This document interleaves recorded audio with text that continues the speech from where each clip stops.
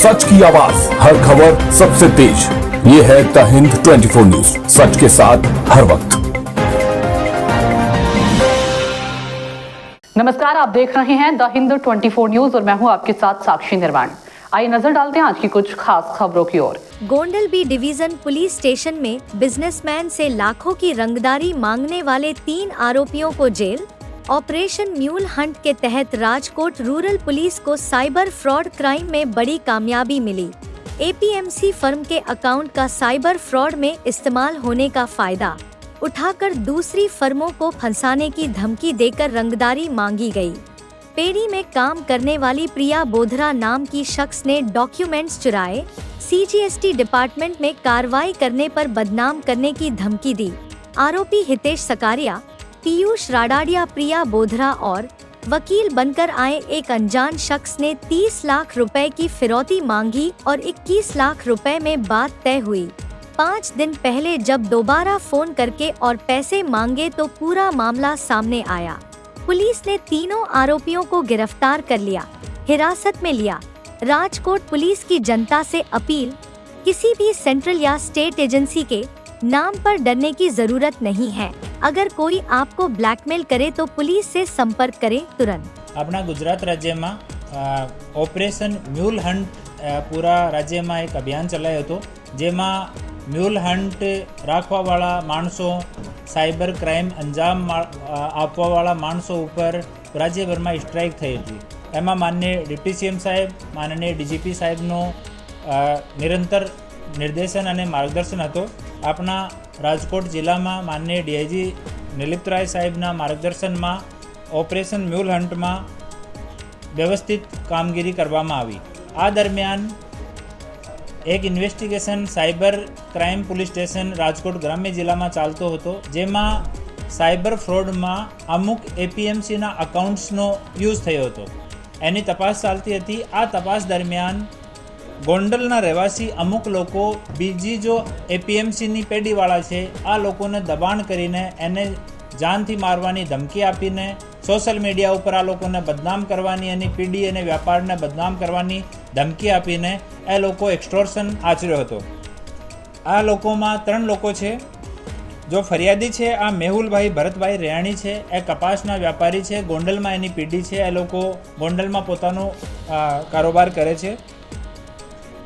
આ મેહુલભાઈ પાસે એક ભૌતિક બોગરા કરીને માણસ નોકરી ઉપર આવ્યો હતો। થોડા સમય નોકરી કરી પછી ત્યાંથી નીકળી ગયો અને અમુક ડોક્યુમેન્ટ્સ ચોરી કરીને એ ચોરી કરેલા ડોક્યુમેન્ટ્સ હિતેશ સાકરિયા અને પિયુષ રાદડિયાને આપ્યા અને એ ત્રણે મળીને કે એ તમારા બધા ડોક્યુમેન્ટ્સ છે અમે જીએસટી વિભાગને આપીશું। એક એ લોકો અશ્વિનના નામથી એક ખોટો લેટર સોશિયલ મીડિયામાં વાયરલ કર્યો અને આ સોશિયલ મીડિયાના લેટરથી આ ફરિયાદીને ધમકી આપી કે જે તમે અમને પૈસા નહીં આપશો તો સીજીએસટી વિભાગમાં, ઈડી વિભાગમાં, પોલીસ વિભાગમાં તમારા વિરુદ્ધ અમે લોકો કાર્યવાહી કરવાના છીએ અને સાથે સાથે અમે લોકો તમને એટલો બદનામ કરી દઈશ કે તમે પીડીથી કારોબાર કરી નહીં શકશો। અહીંયા આ વ્યાપારી 2 વખત આ લોકો સાથે ગોંડલમાં મુલાકાત કરી।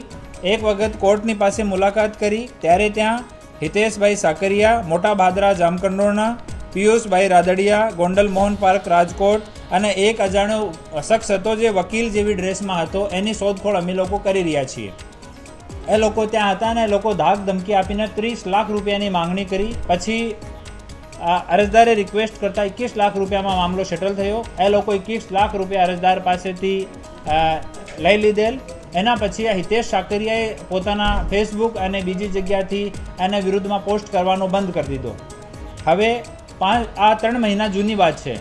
હવે 5 દિવસ પહેલાં ફરીથી આ હિતેશ સાકરિયાએ અરજદારને ફોન કરીને જણાવેલ કે એ જો તમે રૂપિયા આપ્યા હતા એ બધા રૂપિયા તો ભૌતિક અને પિયુષ રાદડિયાએ લઈ લીધા, અમને અમારા પૈસા હિસ્સાના જોઈએ, નહીં તો હું ફરીથી તમારા વિરુદ્ધમાં આ સારી વસ્તુ શરૂ કરીશ। અને આમાં જ્યારે એ લોકો મુલાકાત કરી અરજદાર સાથે ત્યારે એ લોકો ધમકી આપી કે જે પોલીસને કે કોઈ એજન્સીને તમે જાણ કરશો તો તમને જાનથી મારી નાખીશ। આમાંથી જો પિયુષ રાદડિયા છે એના વિરુદ્ધમાં ઓલરેડી 6 ગુના દર્જ છે અને રાજકોટ ગ્રામ્ય જિલ્લાનો હિસ્ટ્રી સીટર છે અને બીજા 2 માણસો છે હિતેશ સાકરિયા અને ભૌતિક બોગરા, એના ગુનાહિત ઇતિહાસની શોધખોળ હાલ ચાલુ છે। 3 લોકોને બીએનએસની કલમ 308(5) મુજબ ગુનો દાખલ કરીને અટક કરવામાં હાલ આવ્યા છે અને આગળની તપાસ ચાલુ છે। હું આપના માધ્યમથી તમામ વ્યાપારીઓને નિવેદન કરવા માંગુ છું કે આપના વ્યાપારમાં જે કોઈ ટેક્સ સંબંધિત ઊંચ નીચ રહેશે તો એની કાર્યવાહી કરવા માટે આપણા દેશમાં ભારત સરકારની અને રાજ્ય સરકારની ટેક્સેશનની એજન્સીઓ છે. જીએસટી રાજ્ય સરકારની પણ છે અને કેન્દ્ર સરકારની છે. ઇન્કમ ટેક્સ, ઈડી અલગ અલગ એજન્સીઓ છે જે પોતાનું કામ કરે છે.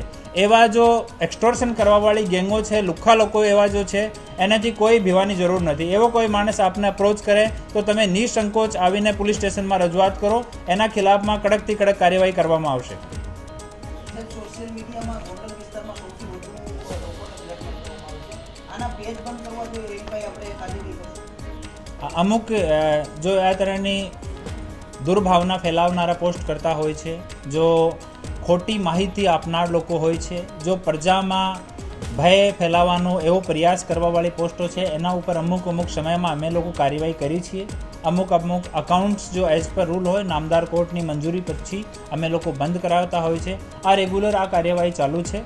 પર જો આ એક્સટોર્શનવાળો છે બહુ અલાર્મિંગ છે. વ્યાપારી ભાઈઓથી હું ફરીથી નિવેદન કરું છું કે આ લોકોથી કંઈ ભીવાની જરૂર નથી. આપ નિસંકોચ સામે આવીને અને રજૂઆત કરો.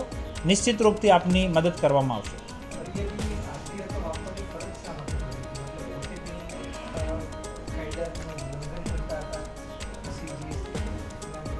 આપણે મોટા ભાગના જો વ્યાપારી ભાઈઓ છે એને ફાઇનાન્શિયલ લિટરેસી અને ટેક્સેશનનો જો નોલેજ છે એ એટલો વ્યવસ્થિત નથી. તમે કોઈ પણ માણસને તમે સાંભળ્યો છે કે અમુક જગ્યા નકલી સીબીઆઈ આવી ગઈ, નકલી પોલીસ આવી ગઈ. આ ભયનો ફાયદો ઉઠાવીને એવા જો અપરાધી લોકો તત્વ છે એનો ફાયદો ઉઠાવે છે. તો એના માટે જ આ દબી ગયો. બાકી આનો વ્યવસ્થિત કામ છે. કપાસનો વ્યાપારી છે અને તેમ છતાં એના કામકાજમાં ટેક્સ સંબંધી કોઈ અનિયમિતતા રહેશે તો એને જોવા માટે એ લોકો અધિકૃત નથી. એની માટે આપણે સરકારી એજન્સીઓ છે એ પોતાનું કામ કરશે.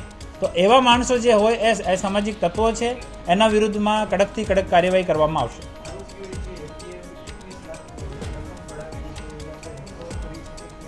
હાલ આજ આ ગુના દર્જ કરવામાં આવ્યો છે. હાલ આરોપીઓને કસ્ટડીમાં લેવામાં આવ્યા છે અને તમામ જગ્યાએ સર્ચ કરવાનું અને હાલ ચાલુ કરવામાં આવશે.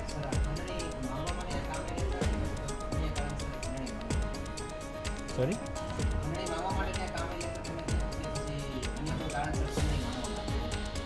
નહીં, આ માટે જ જો અકાઉન્ટ્સ વાળો જો ચાલતો હતો એનો જ ફાયદો લઈને અને આ ખંડની માંગવામાં આવે. देखते रहिए द हिंद 24 न्यूज.